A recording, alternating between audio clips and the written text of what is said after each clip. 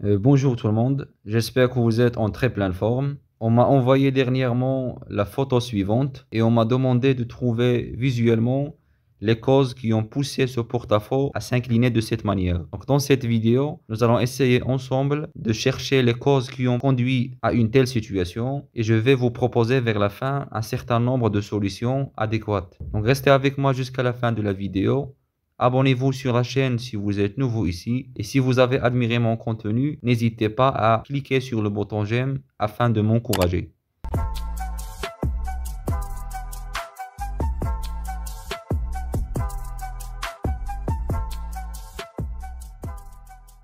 Tant que j'ai pas visité le chantier et j'ai pas vu la situation devant mes yeux, donc je peux pas faire des analyses approfondies. On n'a que des constats visuels à faire à l'égard de la situation suivante. Le premier constat ici, c'est clair en fait, c'est facile à détecter. Il s'agit d'un grand décalage entre le niveau de la dalle et celui du porte-à-faux. Le PAF en fait, ça réfère au porte-à-faux. Si je fais un petit zoom ici, vous allez voir la situation et vous allez constater que c'est très dangereux en fait. J'ai bien spécifié lors de la vidéo qui traite les porte-à-faux que les armatures qui viennent de la dalle, ils doivent être continues vers le porte-à-faux.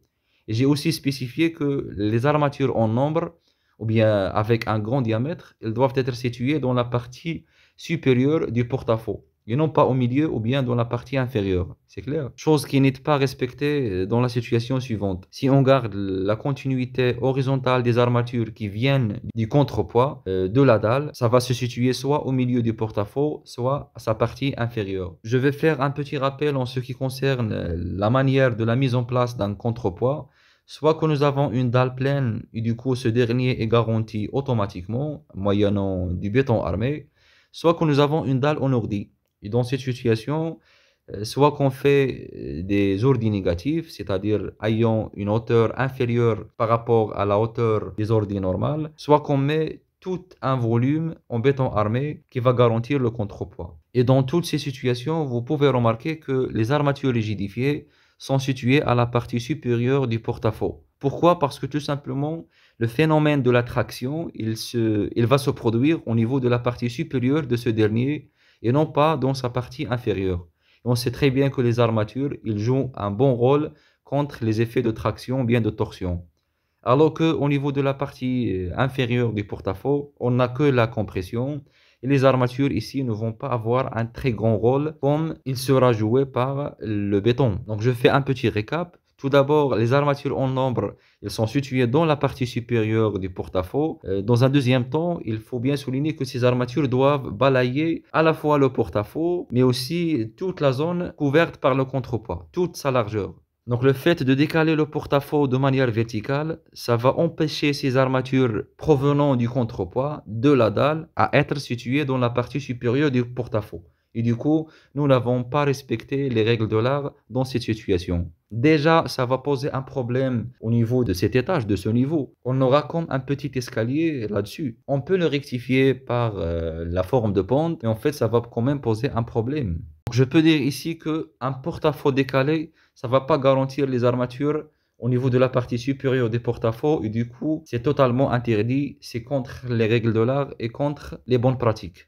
Le deuxième constat, c'est aussi facile à détecter en fait. Vous allez remarquer que la couleur ici est différente. Et ceci réfère à un coulage interrompu du béton, bien sûr, entre le porte-à-faux et la dalle. Donc le béton utilisé pour le porte-à-faux, c'est différent au béton utilisé dans la dalle. Vous pouvez voir ceci si je fais un petit zoom. La couleur du béton de la dalle, c'est différente à la couleur du béton utilisé pour le porte-à-faux. Ceci veut dire que le coulage a été fait dans des temps différents, mais aussi ça peut même référer à une utilisation des agrégats qui sont différents, soit un sable différent, soit une quantité de ciment qui n'est pas respectée pour les deux bétons, soit pour généraliser un problème dans la formulation. C'est-à-dire, on a ici un problème dans la formulation et on sait très bien que le béton qui doit être coulé au niveau des porte-à-faux, il doit être le même coulé au niveau du contrepoids et au niveau de la dalle. C'est clair, on ne doit pas utiliser un béton qui est différent, soit en termes de classe de résistance à la compression, soit en termes de formulation, soit en termes des types et des matériaux de construction utilisés.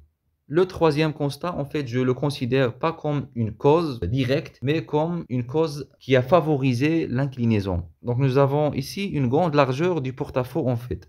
Donc, nous avons ici deux agglos, et on sait très bien que les agglos ont une longueur de à peu près 50 centimètres.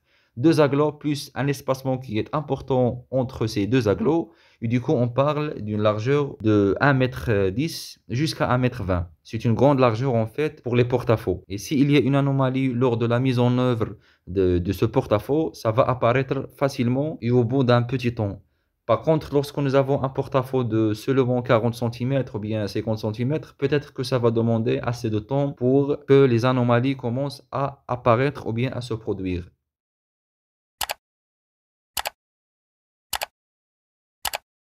Mais quand même, il y a un constat qui demande plus de concentration et plus de précision. Vous allez peut-être le détecter facilement, mais ça nécessite une grande analyse de la photo.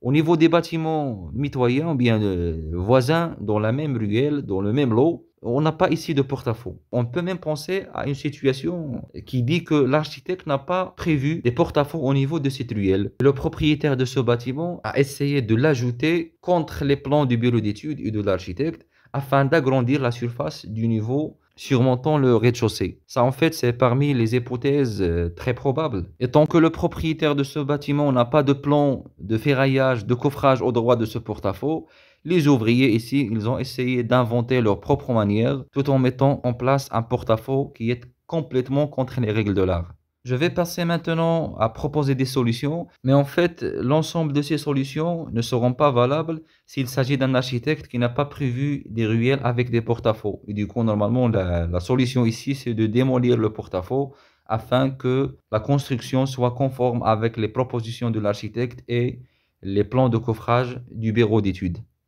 Bon, la première solution, ça consiste à éliminer les murs en aglo déposés sur le porte-à-faux le plus vite possible. C'est une surcharge qui exerce une contrainte sur ce porte-à-faux. On doit l'éliminer avant de passer aux prochaines étapes. La deuxième étape, ça consiste à renforcer les étalements basés au-dessous du porte-à-faux. Donc ici, afin qu'on puisse mettre en place la solution proposée, on doit garantir le bon soutènement de ce porte-à-faux. Et il s'agit bien sûr d'un soutènement provisoire. La troisième étape, ça consiste à étudier la faisabilité de la mise en place de deux consoles en béton armé et qui doivent être surdimensionnées, sachant que le porte-à-faux n'est pas mis en place suivant les règles de l'art et du coup on doit surdimensionner ces consoles et elles doivent être implantées au niveau des deux poteaux et ça nécessite bien sûr une destruction partielle au niveau de ces deux poteaux afin d'y implanter les deux consoles qui vont supporter ce porte-à-faux. Sinon, si ça ne marche pas, on doit passer à la démolition totale du porte-à-faux et de la partie constituant le contrepoids au niveau de la dalle et de penser évidemment à reconstruire un porte-à-faux, un nouveau porte-à-faux suivant les règles de l'art, les instructions et les recommandations à la fois du bureau d'études, de l'architecte et du laboratoire.